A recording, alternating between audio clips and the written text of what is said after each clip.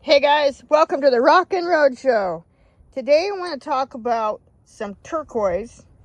I want to talk about the original word, the original term for these that white people changed later on and decided to call them pearls. Oh, Navajo pearls. No, they're not Navajo pearls. They're not. They were made on a bench by hammering them over a tool so you could get the rounded portions together.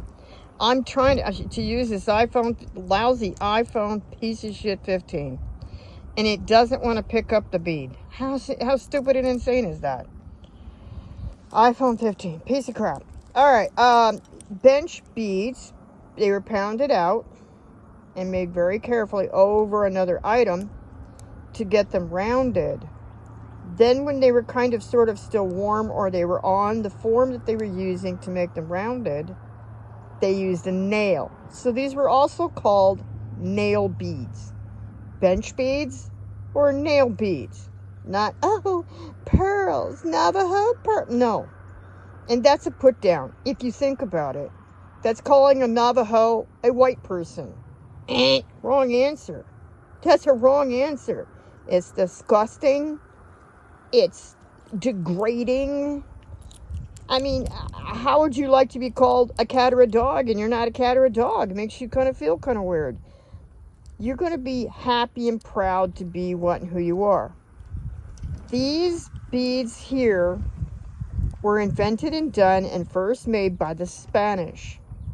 Theirs were slightly a little bit different. I might get a show later on where I can show you some real ones. They're just in a bank vault where I normally keep my stuff. So I don't have them handy right now to show you the differences. But there is a difference. These are the ends, the end caps. And the idea came from powwow. And they were made of sterling. And they have also been made of tin. Now, just because you get a tin one doesn't mean it's a piece of junk. It's extremely old.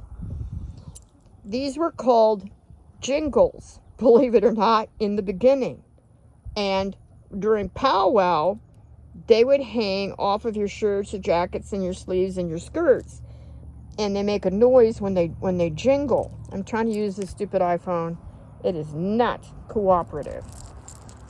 And it is a stupid iPhone. It's a piece of crap. Here we go. This is a little bit better.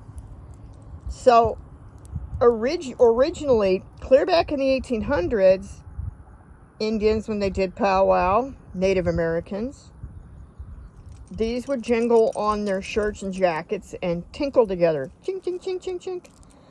And in the 1900s, mostly, is when they decided to start putting carvings on them and make them really fancy and pretty. They also made them a lot longer. They're not short. Let me see if I can show you a size. Comparatively speaking, I'm trying to show you.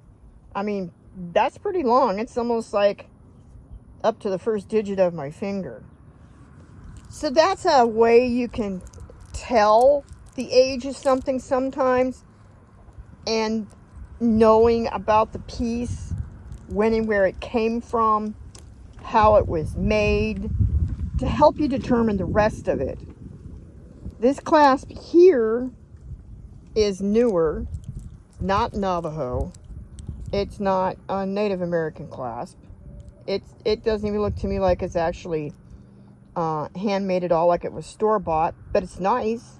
It's hammered and it looks like antique. It looks like it matches the rest of the piece. These beads here, the turquoise beads, I don't know if I can show you on this lousy iPhone. $1,700 and just a piece of junk. These ones here are 1800s beads. I can tell because I've been doing this long enough.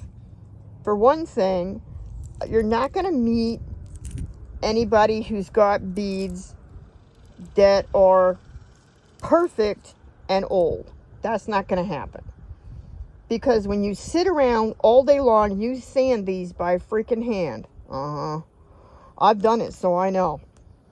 I'm part Native American, and I grew up on an Indian reservation in New Mexico. By the way, all these pieces I'm going to show you today are pieces that I've already sold. I do not have them in my vehicle. They've already been sold and shipped out by the time you see this video. When the beads are broken and cracked and they have a certain type of patina and color, then you know that they're older beads. I know because I've dealt with beads quite a bit, and this particular bead is not called Heshi. That's something that some white people came up with again, and they're wrong again. And it's disgusting and degrading. Yeah, and it's stupid. It's wrong. These are not Heshi. Heshi means shell. These are not made from shell, they're made from turquoise. And these are a graduated bead. They kind of come down like small and get a little bigger here for this particular piece, but sometimes they'll be bigger and they'll get smaller. It's called a graduation. They graduate in size. And normally these were made on a piece of straw. And guess what they're called? Straw beads. Yeah. You can see some differentiation here in color so that you know that this is also older, because the newer piece will be all pretty much one color. Older also sometimes has other different interesting variants. You can tell by the holes. Sometimes you can see that the holes are hand drilled with a hand drill.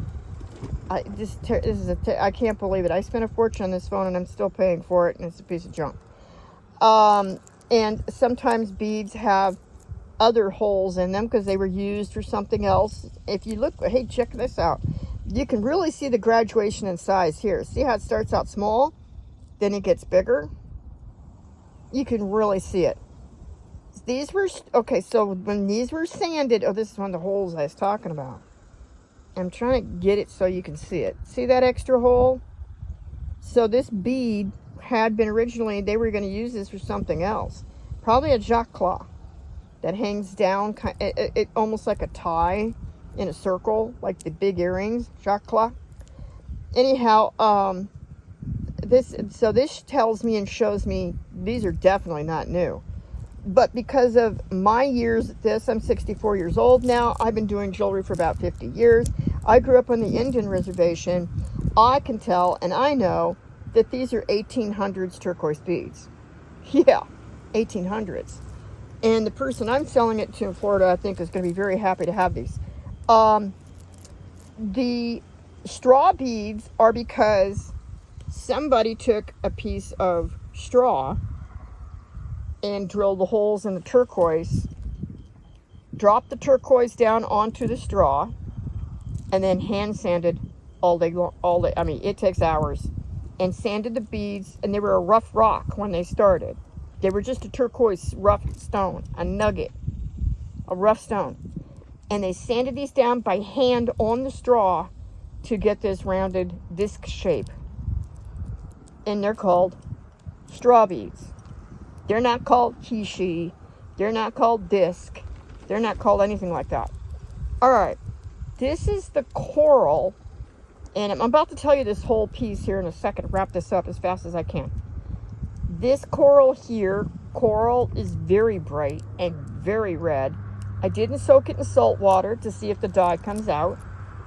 If the dye does come out, then that tells me a little bit more about the coral, like how old it is and where it came from, that kind of thing. The really bright coral like this was bought pretty much in the 1930s from Italy, because all the other natural corals that were bought by Native American Indian tribes that made coral Indian jewelry, all the coral had been farmed out. And I don't think they got it from the Atlantic back then. I think they got it from the Pacific, because that's what I've heard. I didn't read that. That's what I've actually heard from other Native American Indians that did jewelry that I grew up with in the Navajo Indian Reservation in New Mexico. So this coral here, because it's so bright and shiny and so red, and I'm looking at the silver here, these little silver, these are called drum beads, because they actually look like a cute little sterling silver drum. And the little spacers down in here, Those are 80s pieces. These are. I'm assuming that the coral is Italian, Latin, moving forward to the 1960s. The really bright stuff came about the 1930s. But I'm looking at this whole piece here, and these are 1800 turquoise beads. Yeah. Approximately 1900 ends here, 1900 nail beads and the jingles. Yep. And I know that it's been restrung because the hook is new. And we're looking at the whole entire piece here, and then bloop, here's this coral that doesn't even look like it matches. To me, it does. I look at the whole thing and went, what the hell did they do? What did they do? But it's nice looking. It's beautiful. It's very nice. It's a man's length, mostly for powwow and celebration. Yep, special ceremony. And I think they took 1800 beads and wanted to make them longer, because I pieced this together and went, oh yeah, it's definitely a lot longer. And if you took just the turquoise alone by itself, it was the size of a normal, nice long piece. I mean, normally it would be nice. But they definitely made it longer, so I think they added the coral with the drum beads and the spacers that came from the 80s in the 80s. That's what I think on this piece, and that gives you some history. If you want to see some more of my products that are still available, I'm on eBay called the TequilasunTrading.